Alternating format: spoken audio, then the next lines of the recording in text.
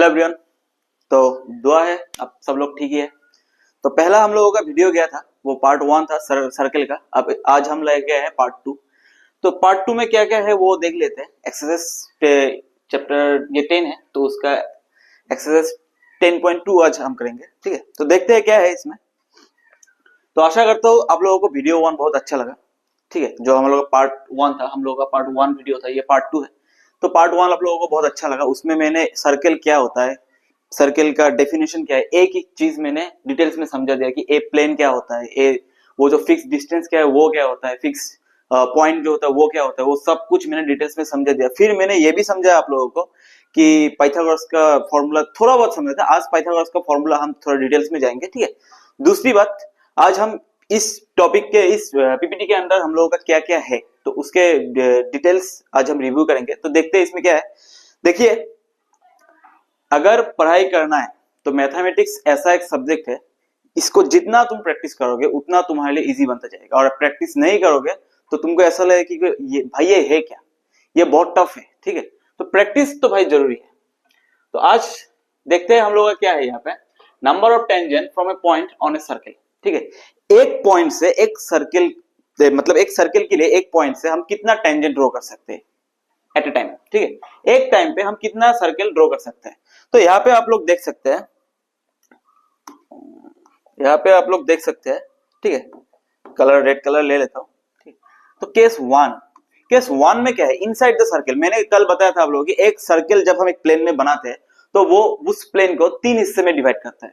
क्या क्या वो हिस्सा था, लास्ट क्लास में मैंने बताया था वो हिस्सा क्या क्या था। एक था इंटीरियर पार्ट था, दूसरा था इंटीरियर, दूसरा क्या था सरकमफ्रेंस ऑफ द सर्कल, और तीसरा था एक्सटीरियर। अब ये इंटीरियर क्या है, सर्कल का अंदर वाला पार्ट। सरकमफ्रेंस क्या है, जो सर्कल का बाउंड्री है उसके ऊपर अगर कोई पॉइंट आ गया तो वो एक पार्ट। और तीसरा क्या है एक्सटीरियर। एक्सटीरियर क्या होता है कि एक एक्सटीरियर में हम कितना, मतलब सर्कल का बाहर से हम कितना ड्रॉ कर सकते हैं। तो फर्स्ट केस हम लोग यहाँ पे देखेंगे। ठीक है, फर्स्ट केस यहाँ पे हम लोग का क्या है कि इनसाइड द सर्कल, अगर वो पॉइंट जिस पॉइंट से हमें टेंजेंट ड्रॉ करना है, अगर वो पॉइंट सर्कल के अंदर हुआ तो कितना ड्रॉ कर सकते हैं। मान लेते हैं पी पॉइंट है और पी पॉइंट सर्कल के अंदर है। तो देखो यहाँ पे मैंने क्या बोला था कि टेंजेंट उसी को बोला जाता है जो सर्कल को बाहर से छू के निकल जाता है। लेकिन यहाँ तो बाहर से छू नहीं रहा है, पॉइंट अंदर ही है, तो सर्कल का बाहर से कैसे छुएगा।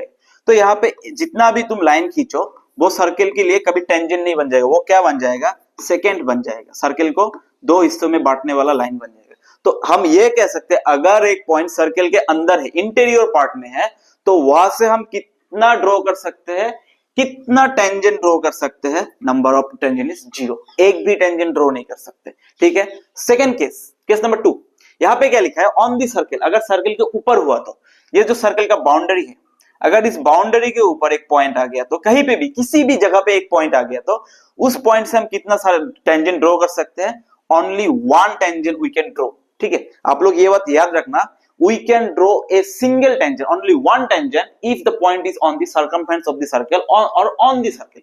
अगर सर्कल के ऊपर कोई पॉइंट हुआ तो उस पॉइंट से हम सर्कल तक कितना टेंजेंट ड्रॉ कर सकते हैं, ओनली 1। आप लोग ये बात याद रख लेना। तीसरी बात, केस नंबर 3।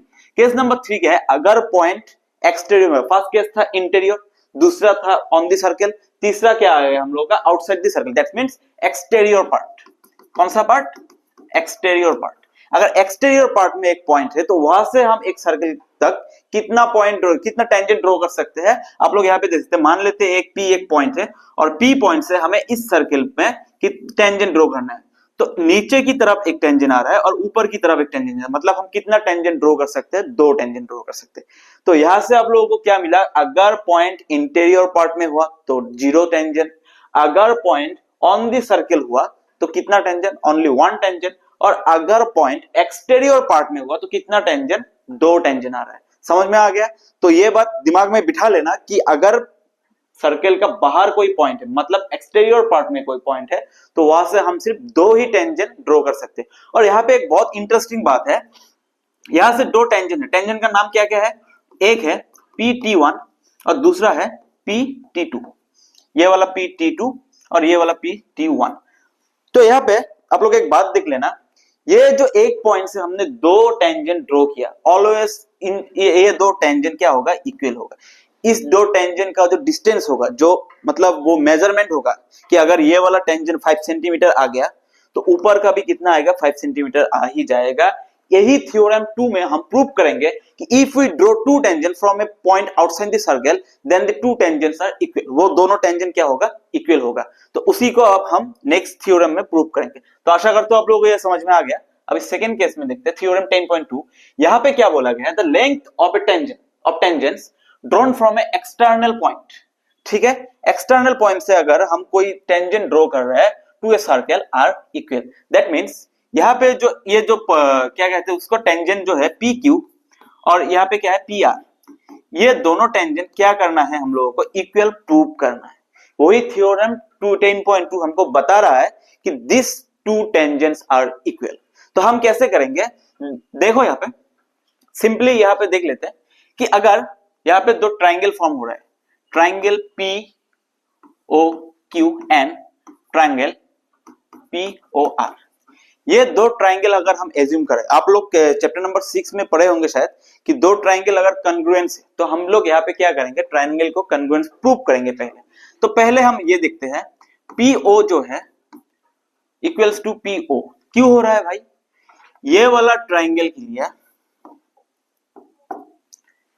अरे भाई ये वाला ट्राइंगल के लिए PO एक लाइन है और दूसरा नीचे वाला ट्राइंगल के लिए PO एक लाइन है, साइड है। तो हम यहां से क्या बोल सकते हैं, PO is common for both the triangle. तो PO इक्वल्स टू PO, क्यों हो रहा है PO equals to PO, because PO is a common side. पहली बात हो गया कॉमन साइड। अभी दूसरा प्रूफ क्या करना पड़ेगा, दूसरा हम देखते हैं क्या होता है, यहां से क्या निकल के आता है। यहां पे हम देखते हैं कि हम क्या कर सकते हैं, OQ equals to OR, OQ equals to OR। Why these two sides are equal? OQ और OR क्यों इक्वल हो रहा है, हमको पता है। लास्ट क्लास में मैंने बताया था कि अगर एक सर्कल है और उसका जितना भी रेडियस तुम ले लो, हर रेडियस इक्वल होता है। तो यहाँ पे हम इसको बोल सकते हैं कि रेडियस ऑफ दिस सर्कल, और सेम सर्कल का यही भी एक रेडियस है। तो हमको पता है कि रेडियस हमेशा इक्वल होता है। तो रेडियस ऑफ सेम सर्कल, इसीलिए तो इक्वल हो रहा है ना कि रेडियस, एक सर्कल का जितना भी रेडियस तुम खींचो सब इक्वल होता है भाई। तो यहाँ पे हमने क्या लिख दिया, रेडियस ऑफ सेम सर्कल। तीसरी बात हम क्या कर सकते हैं यहाँ पे, तीसरी बात देखो यहाँ पे क्या कर सकते हैं, angle PQO, angle PQO equals to angle PRO। अभी तुम बताओगी सर ये एंगल इक्वल कैसे हुआ, अरे भाई मैंने कल बताया था लास्ट क्लास में कि अगर किसी भी टेंजेंट के ऊपर, किसी भी टेंजेंट के ऊपर हम अगर सेंटर से कोई भी लाइन खींचेंगे, वो जो रेडियस होता है, वो रेडियस और टेंजेंट के बीच का जो एंगल होता है वो कितना होता है, 90 डिग्री। मैंने कल पढ़ाया था कि नॉर्मल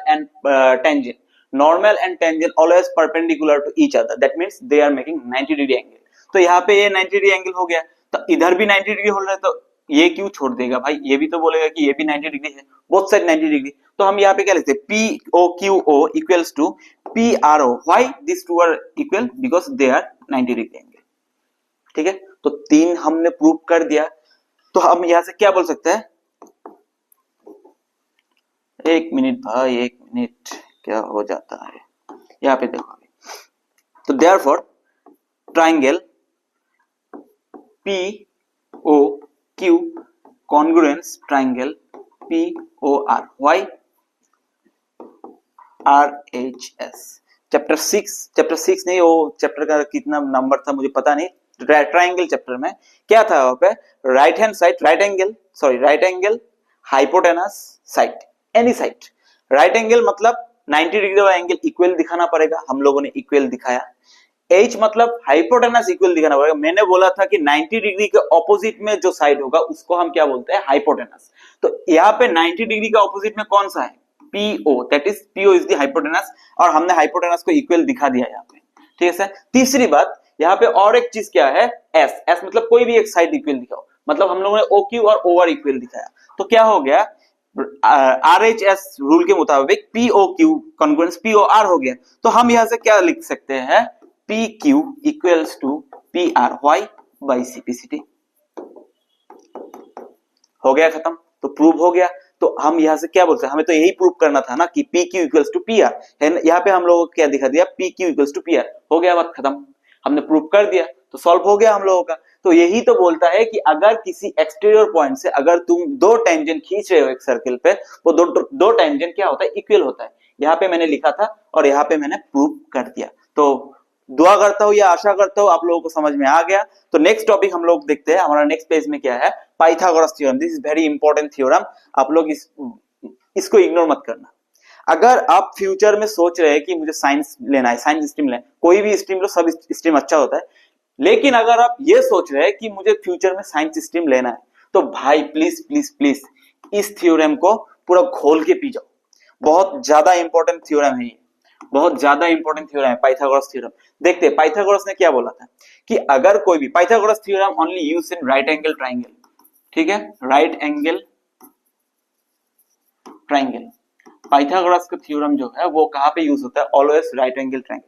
पाइथागोरस ने क्या बताया था कि अगर हमारे पास एक राइट एंगल ट्रायंगल है, क्या है, अगर हमारे पास कोई भी एक राइट एंगल ट्रायंगल है, तो उसका जो तीन हिस्सा होता है, तीन साइड होता है, उन साइड का नाम क्या होता है, जो जमीन पे लेटा हुआ होता है ऐसे, उसको बोला जाता है बेस। जो जमीन पे ऐसे पूरा खड़ा रहता है, 90 डिग्री एंगल बना के खड़ा रहता है, यहाँ पे 90 डिग्री एंगल बना के खड़ा रहता है, उसको क्या बोला जाता है, परपेंडिकुलर। और जो लेटा भी ना हो, पूरा खड़ा भी ना हो, मतलब ऐसे इंक्लाइन होके रहता है, उसको बोला जाता है हाइपोटेनस। हाइपोटेनस को हम किससे समझाते हैं, स्मॉल लेटर h, बेस को हम b से डिनोट करते हैं और परपेंडिकुलर को हम p से डिनोट करते हैं। तो पाइथागोरस ने क्या बोला था कि कोई भी एक राइट एंगल ट्रायंगल हो, उसका जो हाइपोटेनस का स्क्वायर होगा वो किसका बराबर होगा, perpendicular square plus base square के बराबर होगा। दैट मींस यहाँ पे हाइपोटेनस क्या है, h का स्क्वायर, मतलब उसको स्क्वायर करो, h स्क्वायर, वो किसके बराबर हो रहा है, base square plus perpendicular square, perpendicular square plus base square. यही फॉर्मूला हमें किसने दी थी, यही फॉर्मूला हम लोगों को पाइथागोरस ने बताया था कि hypotenuse square equals to base square और प्लस परपेंडिकुलर स्क्वायर। ठीक है, यहां से हम क्या लिख सकते हैं, यहां से हम ये भी लिख सकते हैं कि हाइपोटेनस क्या है, जेड वाई और वाई जेड लिखते हैं कोई भी, Y Z square equals to perpendicular, perpendicular क्या है यहाँ पे, Z X square plus Z X square plus base क्या है यहाँ पे, बी स्क्वायर, मतलब बेस क्या है यहाँ पे, एक्स वाई स्क्वायर। खत्म बात, इजी कितना हो गया। ये फॉर्मूला आप लोग खोल के पी जाओ, बहुत जरूरी फॉर्मूला है ये, पूरा जिंदगी तुम्हारा पीछे रहेगा, तुम्हारा पीछा नहीं छोड़ने वाला ये। फिर देखते हैं आ गया हम लोगों का एक्सरसाइज 10.2, इजी है, बहुत आसान तरीके से हम इसको सॉल्व कर देंगे। ठीक है, आप लोग बस ध्यान लगा के रखना। यहाँ पे देखिए क्या बोला गया है, यहाँ पे choose the correct answer given and give justification. छोड़ो यहाँ पे देखते हैं, फ्रॉम ए पॉइंट Q, एक पॉइंट है Q, the length of the tangent to a circle is 24 cm and the distance of Q from the center is 25 cm, then the radius is। मान लेते हैं यहाँ पे कि एक हम लोगों के पास एक क्या है, सर्कल है। ठीक है, ये सर्कल का सेंटर है, सेंटर को हम लोग क्या नाम दिया, सपोज मान लो सेंटर को हम C से डिनोट करते हैं। ठीक है, यहाँ पे एक पॉइंट है Q पॉइंट से पॉइंट P, हाँ Q पॉइंट से हमने क्या किया, यहाँ पे Q पॉइंट से एक टेंजेंट खींचा, हम लोगों ने क्या खींचा, टेंजेंट खींचा। मान लेते हैं P पॉइंट पे हम लोगों का क्या है, टेंजेंट। ठीक है, ये वाला पॉइंट क्या है, Q। तो टेंजेंट का लेंथ कितना बताया, सवाल में टेंजेंट का लेंथ कितना बताया, 24 centimetre, that is this is 24 centimetre. Okay, फिर दूसरी बात क्या बोला गया, Q from the centre is 25 centimetre और Q का डिस्टेंस जो सेंटर से वो कितना है, 25 सेंटीमीटर। वाओ, कितना अच्छा सवाल है। फिर देखते हैं यहाँ पे क्या होगा, ये वाला हम लोगों का क्या बन जाएगा, रेडियस। तो सवाल में क्या पूछा, the radius of the circle, मतलब हम लोगों को पीसी का वैल्यू निकालना है। तो क्या करेंगे हम, हमें पता है ये वाला क्या बन गया भाई, ये वाला एक राइट एंगल ट्रायंगल बन गया, ये वाला 90 डिग्री। अगर ये राइट एंगल ट्रायंगल बन रहा है तो मामा जी तो है यहाँ पे पाइथागोरस। पाइथागोरस का फॉर्मूला हम लोग यहाँ पे यूज कर सकते हैं। ठीक है, पाइथागोरस ने क्या बोला था कि हाइपोटेनस स्क्वायर, भाई हाइपोटेनस क्या है यहाँ पे, बताओ हाइपोटेनस क्या है, 90 डिग्री के ऑपोजिट में जो साइड होगा उसी को क्या बोला जाएगा, हाइपोटेनस, दैट मींस QC। हम यहाँ पे क्या लिखते हैं, QC hypotenuse square equals to, फिर यहाँ पे हाइपोटेनस स्क्वायर हो गया इक्वल्स टू, मामा ने क्या बोला था, परपेंडिकुलर स्क्वायर। अभी ये वाला साइड और ये वाला, तुम किसको बेस मानोगे या किसको परपेंडिकुलर मानोगे, कोई भी प्रॉब्लम नहीं है। तुम इसको बेस मानो तो भी चलेगा, इसको परपेंडिकुलर मानो तो भी चलेगा। अगर नहीं नहीं नहीं मैं तो इसको बेस मानूंगा, अरे मान लो भाई कोई दिक्कत नहीं, इसको परपेंडिकुलर मानो। अगर इसको बेस मान रहे हो तो इसको परपेंडिकुलर, इसको परपेंडिकुलर मान रहे हो तो इसको बेस मान रहे हो तो इसको परपेंडिकुलर मानो, कोई भी है। तो मैं क्या करता हूं, इसको बेस परपेंडिकुलर ही मान लेता हूं। QP square plus PC square, ठीक है। अभी यहां पे देखते हैं क्यूसी मतलब कितना, क्यूसी का वैल्यू है 25 स्क्वायर इक्वल्स टू क्यूपी का वैल्यू कितना है 24 स्क्वायर। पीसी का वैल्यू हमको पता है, नहीं पता है, ये रेडियस है, PC is the radius, small letter R, तो हम यहाँ पे क्या लिखेंगे आर स्क्वायर, ठीक है। 25 को स्क्वायर करने में कितना मिलता है 625 इक्वल्स टू 24 को स्क्वायर करने में कितना मिलता है 576 प्लस आर को स्क्वायर करने कितना मिला है, आर को स्क्वायर करने से आर स्क्वायर ही मिलता है भाई, आर का वैल्यू थोड़े हमको पता है, ठीक है। तो नेक्स्ट देख लेते हैं हम यहाँ पे क्या हो जाएगा, आर स्क्वायर को हम इधर रखते हैं और इस साइड को उधर ले जाते हैं, क्या आ जाएगा 625 और 576 जो इधर है प्लस होके है, प्लस साइन में है, अगर ये इक्वल साइन के इस तरफ आ जाएगा तो क्या हो जाएगा माइनस बन जाएगा 576। 625 से अगर 576 माइनस करोगे तो कितना आएगा, आर स्क्वायर इक्वल्स टू 49। मैंने लास्ट क्लास में बताया था अगर प्लस साइन उधर जा रहा है तो माइनस बन रहा है, मल्टीपल उधर जा रहा है तो क्या बन रहा है, डिवाइड बन रहा है। ठीक उसी तरह अगर स्क्वायर उधर जा रहा है तो क्या बन रहा है, रूट बन रहा है। तो r equals to root over 49 that is 7। किसको स्क्वायर करने में 49 मिलता है, 7 को स्क्वायर करने में 49 मिलता है, that is r equals to 7। तो यहाँ पे आंसर कितना आ गया 7। तो सर्कल का रेडियस का वैल्यू कितना था 7। यहाँ पे 7 ढूंढो कहाँ है, ऑप्शन नंबर ए पे है, उसको उड़ा दो। कितना इजी था, मैंने तो डिटेल्स में समझा, इसको करने में मैक्सिमम 1 मिनट भी नहीं लगना चाहिए, 30 सेकंड में खत्म कर दो इसको। नेक्स्ट देखते हैं हम क्या है यहाँ पे, क्या है भाई, क्या है देख लेते हैं भाई, ठीक है। वाओ, यहाँ पे थोड़ा डिटेल्स में जाना पड़ेगा, देख लेते हैं क्या है, हम थोड़े डरते हैं। यहाँ पे देखो इन फिगर 10.11 ठीक है, क्या बोला जाता है, if TP and TQ are two tangents to a circle with centre O, यहाँ पे पिक्चर देखो बहुत अच्छे से, फिगर देखो बहुत अच्छे से समझ में आ जाएगा। So that angle POQ equals to 110 degree, then angle PTQ that means ये वाला एंगल कितना है वो निकालने के लिए बोला है। हमको पता है अगर एक ट्राइंगल का तीनों एंगल को जोड़ेंगे तो कितना आता है 180। ठीक उसी तरह अगर हम एक क्वाड्रिलेटरल का एंगल जोड़ेंगे तो कितना आता है हम लोगों का 360। हो गया, क्वाड्रिलेटरल का एंगल जोड़ेंगे तो कितना आता है 360। तो हमको पता है कि ए वाला जो यहाँ पे जो रेडियस जो टेंजेंट के साथ एंगल बनाता है वो कितना बनाता है 90, ये वाला एंगल कितना बनाता है 90, ठीक है। हो गया बात खत्म। तो अगर ये वाला 90 ये वाला 90 तो ये दोनों को मिला के कितना हो रहा है 180। अगर 360 बनना है तो ये दोनों मिलके कितना बन रहा है 180, तो ये दोनों मिलके कितना बनना पड़ेगा भाई 180 ही बनना पड़ेगा।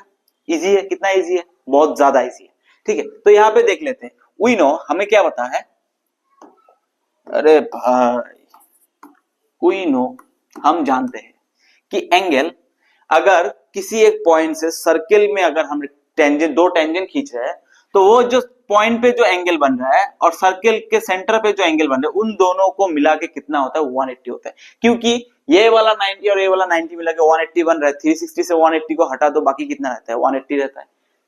तो यहाँ पे हम क्या लिख सकते हैं, angle POQ plus angle PTQ equals to 180 degree, ठीक है, बात खत्म। अभी यहाँ पे देखो नीचे आओ, POQ का वैल्यू कितना दिया है हम लोगों को, गिवन है 110। PTQ का वैल्यू कितना है हम लोगों को पता नहीं, ये वाला 180 डिग्री। तो अभी यहाँ से एंगल PTQ कितना बन जाएगा भाई 180 माइनस 110 दैट इज 70 डिग्री। कितना इजी है भाई, उड़ाओ इसको, option B is the correct answer. इतना इजी सवाल क्यों भाई, इतना इजी सवाल में क्यों इतना टाइम लगाते हो, खत्म हो गया ये। दूसरा तीसरा सवाल देखो यहाँ पे, अभी तीसरा सवाल क्या है यहाँ पे, if tangent PA and PB from a point P to a circle with a center O inclined to each other at an angle 80 degree, then the angle POA is equal to, देख लेते हैं भाई क्या है। हाँ क्या बोला गया है यहाँ पे, ग्रीन, हाँ ग्रीन है। If a tangent PA and PB from a point P circle एक सर्किल है हम लोगों के हाथ में, उसका सेंटर क्या है, सेंटर O है मान लेते हैं। एक P पॉइंट से दो टेंजेंट खींचा गया है, मान लेते हैं एक पॉइंट है P, यहां से कितना टेंजेंट खींचा गया, दो, ये वाला एक टेंजेंट, ये वाला एक टेंजेंट, ठीक है। और टेंजेंट का नाम क्या क्या दिया है, AB, PA एंड PB, ठीक है।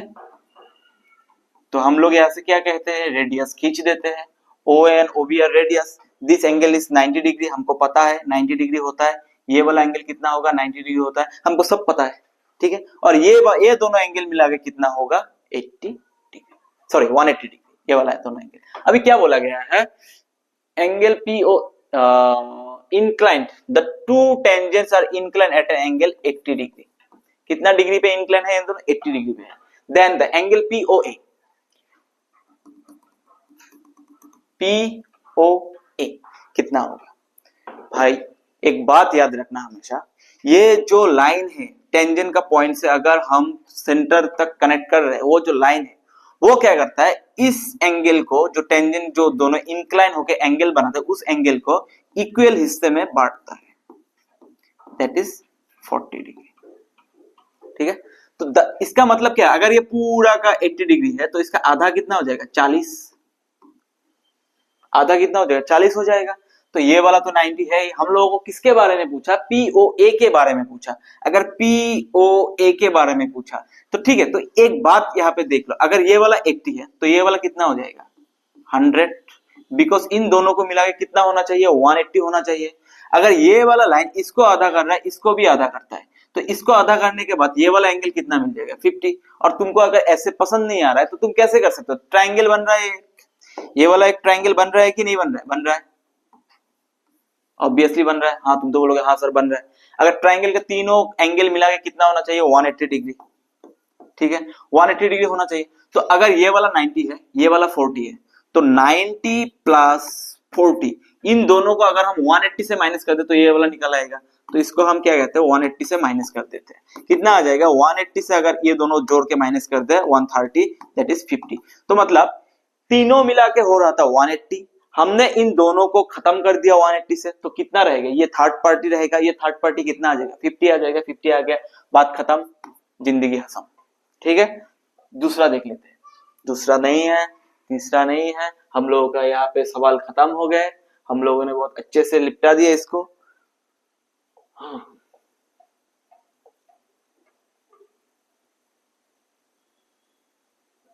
हाँ हो गया, खत्म, बस यही तक था, ठीक है। तो ऐसे सवाल करने के लिए, ऐसे जो मैथमेटिक्स का जो प्रॉब्लम होता है, ये सब करने के लिए मैं आपसे एक बात रिक्वेस्ट करना चाहता हूँ, दैट आई रिक्वेस्ट यू, कि आप लोग मैथमेटिक्स को सिर्फ ऐसे रट्टा मारने के लिए मत मारें, ठीक है। इसको समझना है, मैथमेटिक्स एक ऐसा चीज है, बस उसको समझो, वो तुम्हारे लिए इजी बन जाएगा। उसको अगर नहीं समझ पाए तो वो तुम्हारे लिए बहुत ज्यादा मुश्किल हो जाएगा। कभी कभी आपको ऐसा फील होता है कि नहीं होता, अगर एक मतलब पूरा हार्ड, एक बहुत सारा एक हार्ड प्रॉब्लम आप लोग ले लिए और उसको सॉल्व करने लग गए, तो अचानक से आप वो सॉल्व कर पाए, तो यू फील लाइक दैट, कि आपको ऐसा फील होता है कि भाई मैं तो आइंस्टाइन हूं, मेरे से हो रहा है, मैं खत्म कर रहा हूं, ठीक है। तो आप लोग ऐसे मैथमेटिक्स को ऐसे समझो कि मैथमेटिक्स आप लोगों के लिए इजी बन जाए। अगर आप लोग मैथमेटिक्स को नहीं, मेरे दिमाग में नहीं घुस रहा, मुझे इसको रट्टा मारना होगा, तो भाई I am sorry, everyone is sorry to you, that कि कोई भी तुमको ऐसे मैथमेटिक्स नहीं समझा सकता, ठीक है। तो तुम बस समझने की कोशिश करो, मैं समझाऊंगा, इतना डिटेल्स वे में समझाऊंगा, तुम्हें मैथमेटिक्स से मोहब्बत हो जाएगा, ये मेरा वादा है। Thank you for today. तो आज के लिए इतना ही, बस आप लोग ऐसे प्रैक्टिस करते रहे, फिर हम लोगों का पार्ट 3 वीडियो आएगा, उसके बाद पार्ट 4। जब तक हम लोग ये सर्कल पार्ट को खत्म नहीं करते तब तक हम छोड़ेंगे नहीं, पहली बात। दूसरी बात, खत्म होने के बाद मैं एक लंबा सा क्या लाऊंगा, एक लंबा सा एमसीक्यू सीरीज लाऊंगा जिसमें बहुत सारा सवाल होगा, ठीक है, एक MCQ series. Because I know that कि एमसीक्यू जो है, एमसीक्यू आजकल बहुत इंपॉर्टेंट बनते जा रहे हैं। MCQ is very very important, हर एक सवाल में एमसीक्यू, हर एक सवाल में एमसीक्यू, तो एमसीक्यू बहुत ज्यादा इंपॉर्टेंट है। तो हम लोगों ने क्या सोचा कि एमसीक्यू का एक लंबा सीरीज लाएंगे, उसमें बहुत सारा एमसीक्यू होगा, कॉन्सेप्चुअल एमसीक्यू होगा, और हर एक एमसीक्यू हम डिटेल में सोचेंगे, डिटेल में समझेंगे, डिटेल में सॉल्व करेंगे, ठीक है। तो आज के लिए इतना ही, तो शुक्रिया, बाय बाय, थैंक यू।